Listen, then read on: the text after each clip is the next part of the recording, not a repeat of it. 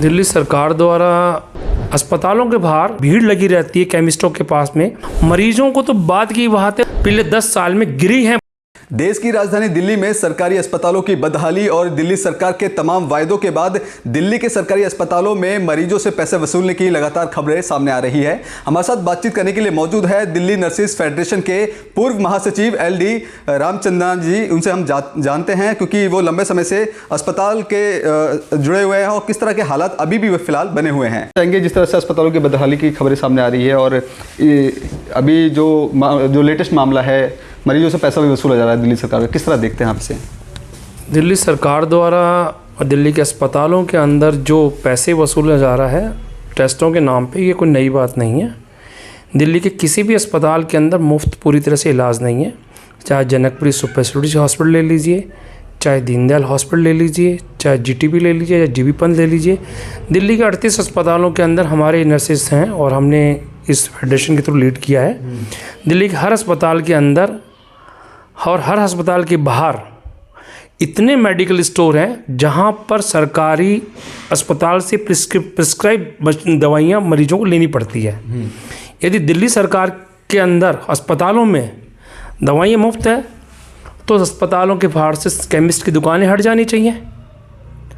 अस्पतालों के बाहर जो भरमार भीड़ लगी रहती है केमिस्टों के पास में जो दवाई बेच रहे हैं, वहाँ पर वो केमिस्ट क्यों हैं? फिर जब दिल्ली सरकार ने मुफ्त कर दिया, वहाँ पे जांच के लैब क्यों हैं?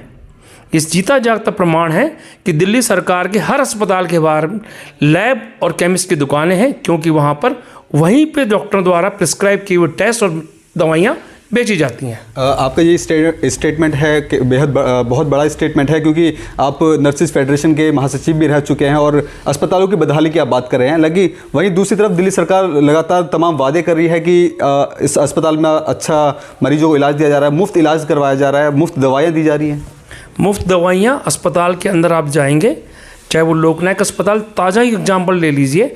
मरीजों को तो बात की बात है, वहाँ पर जो नर्सिंग स्टाफ और पैरामेडिकल स्टाफ और जो स्टाफ काम करता है उनको ही दवाई नहीं मिलती है, जबकि वो अपनी दवाई के लिए हर मंथ अपना सब्सक्रिप्शन देते हैं। स्टाफ को दवाई नहीं मिल रही, मरीजों को दवाई कहाँ से मिलेगी? जहाँ पे आप रह रहे हैं यहीं से मात्र 1.5 से 2 किलोमीटर दूरी पर जनकपुरी सुपर स्पेशलिस्ट अस्पताल है, वहाँ पे भी इस तरह की खबरें हैं। किस तरह देखते हैं इस तरह को, क्योंकि लगातार दिल्ली में इस तरह की खबरें सामने आ रही है? मैंने कहा ना, दिल्ली का चाहे दीनदयाल अस्पताल हो, चाहे दिल्ली का जनकपुरी सुपर स्पेशलिटी अस्पताल हो, सुपर स्पेशलिटी अस्पताल में एंजियोग्राफी करने के पैसे लिए जाते हैं। एंजियोग्राफी स्टंट नहीं, एंजियोग्राफी करने के भी पैसे लिए जाते हैं। टेस्टों के बाद में यदि एंजियोग्राफी भी करना है, ब्लड टेस्ट और MRI वगैरह के बाद में एंजियोग्राफी करना, उसके भी पैसे लिए जाते हैं, जो कि दिल्ली सरकार की जो हेल्थ मॉडल की पूरी तरह से धज्जियां उड़ाता है। और ये बिल्कुल दिल्ली सरकार का फेक हेल्थ मॉडल है। तो जिस तरह से बड़े बड़े जो मंचों से वायदे किए जाते हैं, जनता को बताया जाता है कि जो हेल्थ मॉडल है बेहतर हो चुका है, अब इस तरह में आप जिम्मेदार किसको समझते हैं, कि सरकार को मानते हैं या फिर जो अंदर का स्टाफ है हॉस्पिटल का उसको मानते हैं?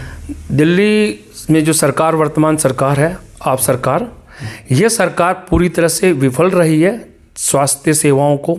चाहे हमने कोरोना में देखा, हमने अभी कोरोना के बाद में चाहे डेंगू की बीमारी हो, डेंगू के दौरान भी लोगों को बेड नहीं मिलते, बिस्तर नहीं मिलते। आज की स्थिति के अंदर पिछले 10 साल में जो आम आदमी पार्टी सरकार है, कोई अस्पताल की स्थिति नहीं बदली है।